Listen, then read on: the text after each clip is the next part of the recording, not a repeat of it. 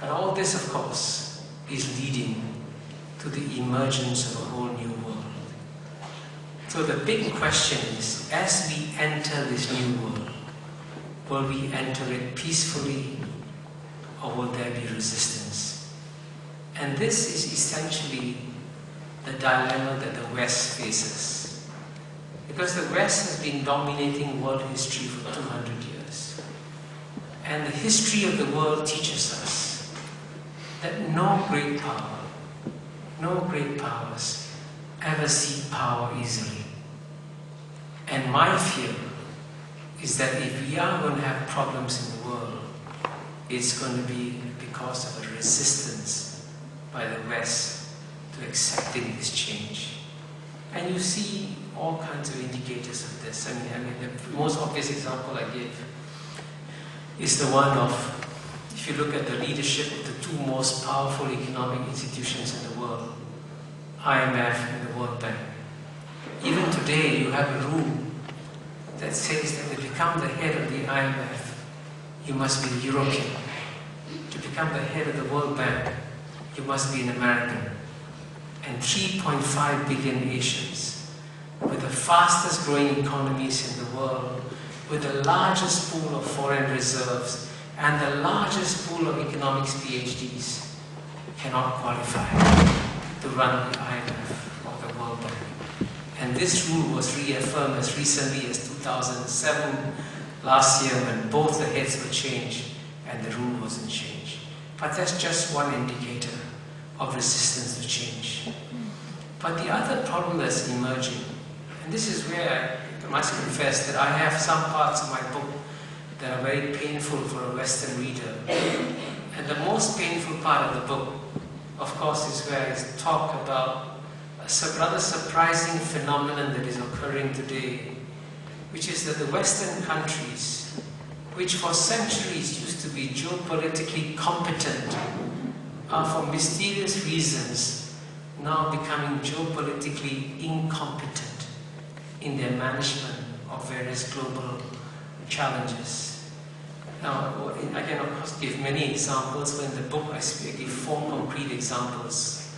The first and most obvious example of geopolitical incompetence is the way the West has treated the Islamic world.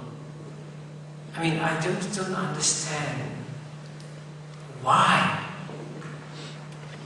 the West has decided to create so much anger in the Islamic world towards the West. I do not believe that there is a natural clash of civilizations between Islam and the West. And by the way, just so that you understand for the record, I am not a Muslim. I was born a Hindu.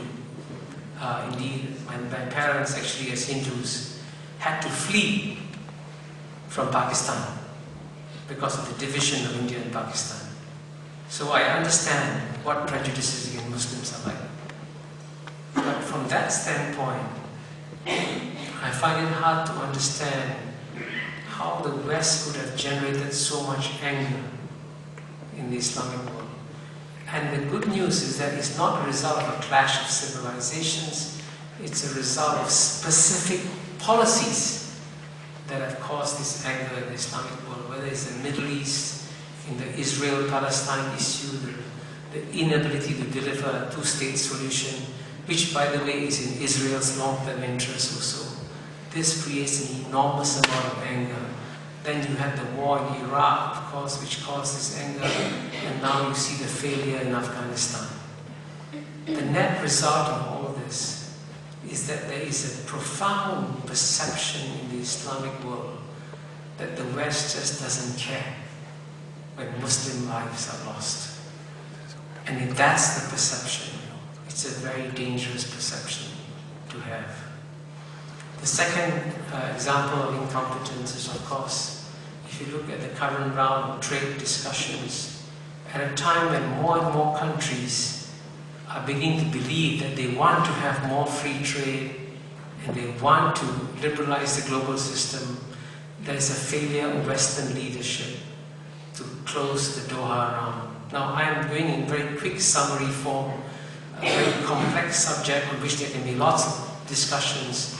But fundamentally, in the past, every trading round was completed because there was Western leadership to say, let's close the round. Today, that Western leadership is lacking. Third example of Western incompetence I point to is in the field of nuclear proliferation.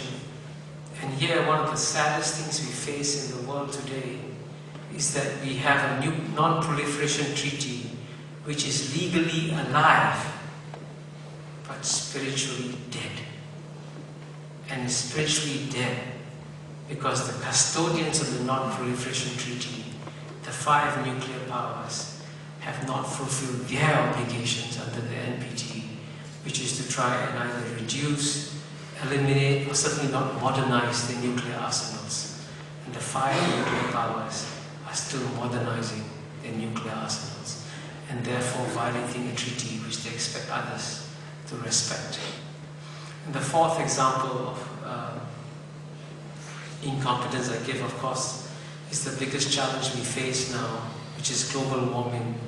And here the paradox is that the country that has educated the world the most about global warming is, of course, America, Al Gore and his famous movie, An Inconvenient Truth.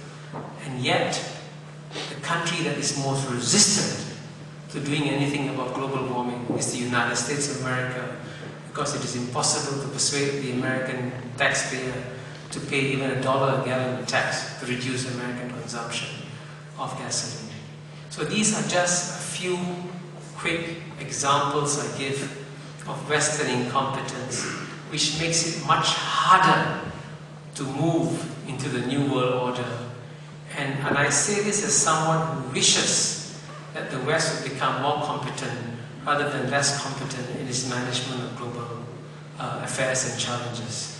And if this incompetence continues, then we would have a very difficult time. But I promised you also a happy ending. So let me conclude with the happy ending, which is that despite all these problems and challenges, I still believe that we will end up with a happy conclusion in the world of tomorrow. And there are at least 2 reasons why I believe this to be the case.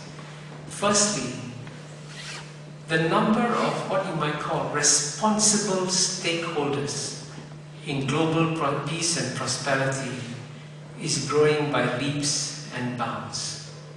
And as you all know, once you join the middle class, once you have a home of your own, once you have property and belongings of your own, you want stability, you want order, you don't want suicide bombings.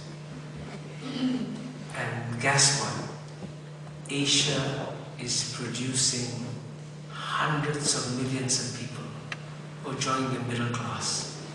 And what they aspire to is to create a stable world order of precisely the kind that we all want together. And that's why I'm optimistic about the future. But the other piece of good news is that the march to modernity, which I document in my book, and how it began with Japan, and went to the 4 Tigers, and from the 4 Tigers went to Southeast Asia, to China and to India. That march to modernity is now poised to enter the Islamic world, especially into West Asia. And if it does, and if indeed the Muslim countries decide that we too want to modernize, we too want to become like China and India, we too want to have rich and prosperous and stable middle classes, then when that march to modernity unleashed in Asia enters the Islamic world, I guarantee you that we will not be entering a dangerous world. And I hope that's good news for you. Thank you.